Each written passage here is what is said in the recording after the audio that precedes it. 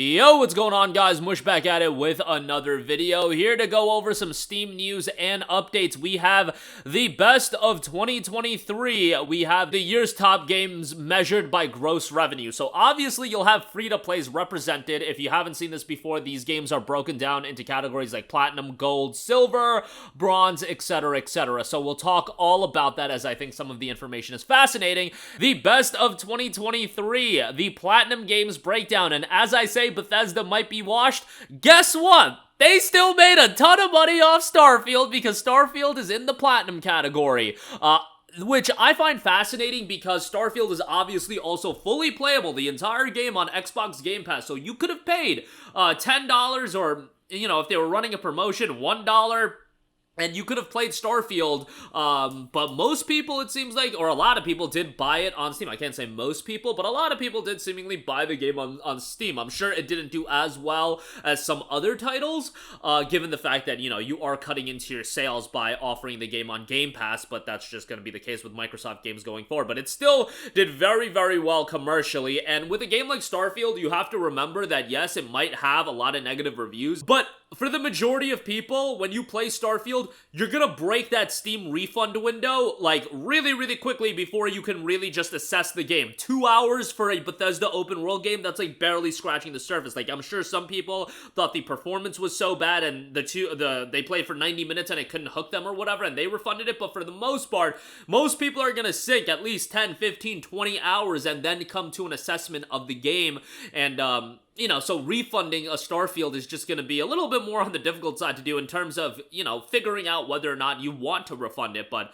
nonetheless, that is a part of the platinum category. Sons of the Forest, also platinum. Baldur's Gate 3, no surprise there. That game did exceedingly well. And how about this? How much of a schmuck do I sound like that I put and probably got more enjoyment out of Starfield than I did Baldur's Gate 3? Now, to be fair, I certainly have to give Baldur's Gate 3 another shot. I only played it for a few hours, and it just didn't grab me. I get it, like, that game has a pretty big learning curve, and you have to invest a lot more time into it to really get the most out of it. I get that. That's why I'm gonna go back at some point and play it, and I'm sure if I invest more time into it, I'm going to end up liking it a lot more, given the fact that, look at the reception of the game. That's a total, like, schmuck opinion on my part that, like, but that's just a personal, like, I put more hours into Starfield than I did Baldur's Gate 3, as sad as that is, but, yeah, like, I guess, think of what you want, and I think ultimately, if I did put 20, 30, 50 hours into Baldur's Gate 3, I would probably really like the game, and I'm gonna give it another shot. It's just, right now, it's not on my priority list, and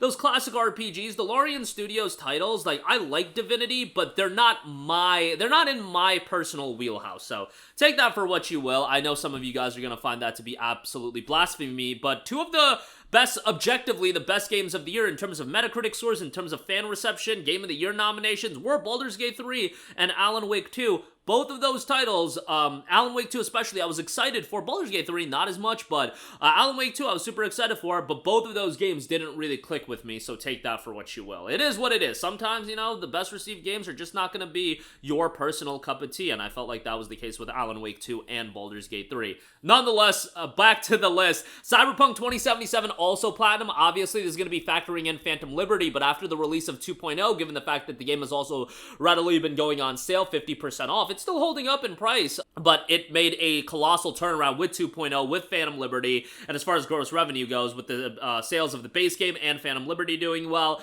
that's not too surprising. Hogwarts Legacy, again, not too surprising at all. Leading into the release of that game, it became abundantly apparent to me just how big Harry Potter was. Like, I guess I didn't really grasp the enormity of Harry Potter as an IP and how much people wanted a Harry Potter-style open-world RPG. I really liked the game, had a lot of issues with it at launch. Warner Brothers gave me a copy pre-release, and it worked fine pre-release, and then day one, it all went to hell, but it works really well now. It's 50% off for $30. I would really recommend it at that price point. Call of Duty, this is just listed as all the COD games, so MW3, Warzone, and MW2. When you got all those factored in, no-brainer, and even if it was just MW3, would probably be in the platinum category. COD is still COD, guys. I think it's memes, and I played the hell out of Modern Warfare 2, though, so, like, what does that really say about me? But MW3 really came across as a bit of a cash grab. Counter-Strike 2, no surprise. PUBG,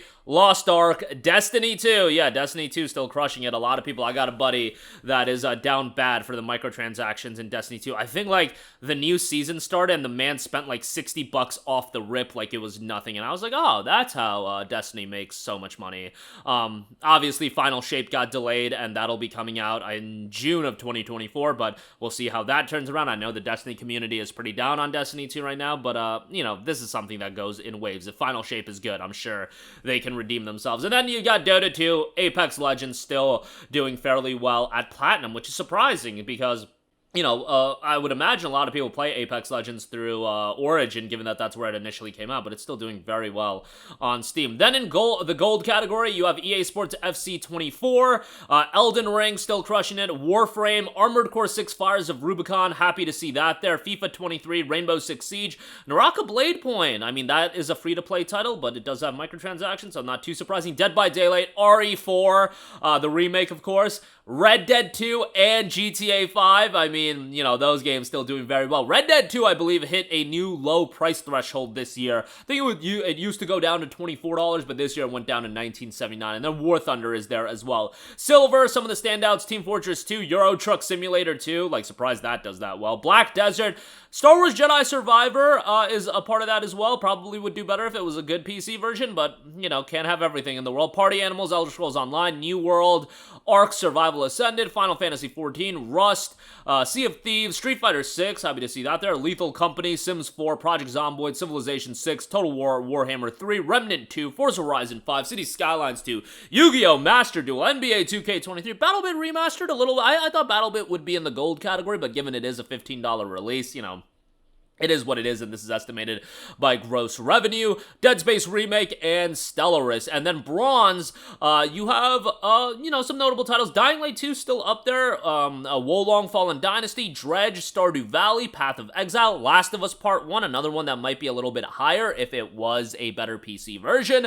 Monster Hunter World, Wallpaper Engine, surprisingly there. Elder Scrolls 5, Skyrim, American Truck Simulator, Dave the Diver, Mortal Kombat 1, Persona 5 Royal, happy to see that there. That came out last year, but still doing well this year. Marvel Spider-Man Remastered, Atomic Heart, Grounded, F123, Sekiro, Spider-Man Miles Morales, Borderlands 3, Battlefield 2042, Lies of P, Hunt Showdown, Warhammer Darktide, Payday 3, City Skylines, Deep Rock Galactic, and yeah, there's a ton here. No Man's Sky, DayZ, Black Ops 3. I mean, people, I guess, are buying that for the zombies component. It Takes Two is there as well, so that is the rundown of everything, and there's some more information. Revenue specifics are not disclosed for games on any of these lists, so we grouped them together into randomly sorted buckets to give an idea of how they all stacked up. Platinum is 1st through 12, Gold is 12th through 24th, Silver is 25th to 50th, and Bronze is 51 to 100. Top sellers, these are the best-selling games, new releases, most played, early access graduates, Steam Deck, controller-friendly, top VR. So that is the top sellers that I just broke down, but there's a lot more categories. There's new releases, which that in the Platinum category is a little bit different, where you have FC 24, Armored Core 6, Baldur's Gate 3, City Skylines 2, Jedi Survivor, Resident Evil 4, Remnant 2, Starfield, Hogwarts Legacy, Sons of the Forest, Street Fighter 6, and Payday 3. Those are games that came out this year. Most played, Hogwarts Legacy is there as well, and Baldur's Gate 3. Starfield is there as well. I mean, those are all, you know, big RPGs, so that's not too surprising. Lost Ark there as well. Early access titles, Baldur's Gate 3, once again, came out of early access this year. Marvel Snap, Dave the Diver, Dreamlight Valley, Everspace 2, War Tales, Ready or Not, some of the titles there. Steam Deck, let's look at this. What are the most played games on Steam Deck? Hogwarts Legacy, which does run on the deck. It defaults to low settings, but you get a solid 30 frames per second in that game. GTA 5, Armored Core 6, which that runs really well on the deck. Elden Ring, Dave the Diver, Baldur's Gate 3, I'm kind of surprised about that. Witcher 3, Wild Hunt, Cyberpunk 2077, Resident Evil 4, which that runs very well on the deck, and Starfield as well, which I find kind of surprising. Starfield isn't that great of an experience, at least on the Ally. It's playable. It's certainly playable, but you know, I did encounter some issues, but it's playable. I'm not too familiar how it does on the deck since, yeah, I didn't play too much of it on the deck. But there you go with that. That is the breakdown of Steam in 2023. So check that out for yourself. The best of 2023 catalog. Let me know if anything surprised you, if anything, you know, if this is all what you expected, but that is the best of 2023 breakdown. Let me know your thoughts in the comment section down below. As always, guys, thanks for watching, and I will catch you guys in the next one. Peace out. Hey, what's going on, guys? Mush here again. Hope you enjoyed the video. As you guys might know, YouTube's notification system is sometimes a little bit wonky, even if you're subscribed to the channel. Maybe you're not abundantly aware that I uploaded a video. To remedy that situation, make sure you hit the bell notification button. This way, whenever I upload a new video, and I try to upload as consistently as possible, you will be notified directly of the upload, and you can watch it as soon as it goes live. I would really appreciate if you guys hit that button so you can stay up to date with all of the content I'm posting. But as always, guys, thanks for watching, and I'll catch you guys in the next one. Peace out.